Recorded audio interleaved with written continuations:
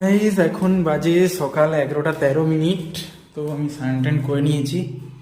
তো দেখছি ও কি করছে, গিয়ে ছাদে একটু দেখে আসি। চলো সবাই তোমাদেরকেও দেখাই। কোথায় গেল কোথায় গেল আরে পুজো করছে যে।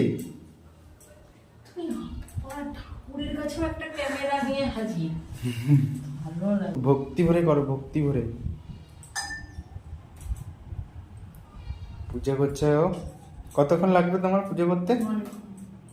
অনেকক্ষণ লাগবে। এই যে আমাদের যে ঠাকুর ঘর, এটা এটা একদম ছাদে 3 তলার বাইরে। এই যে ছাদ, ফুল পাইনি কোথাও। ফুলটা কম ফুটছে না এখন। হ্যাঁ, ওই সাদা সাদা এই ফুলগুলো, এগুলোই ইচ্ছা আছে মনে হয়। ফুল নেই বেশি। হুম।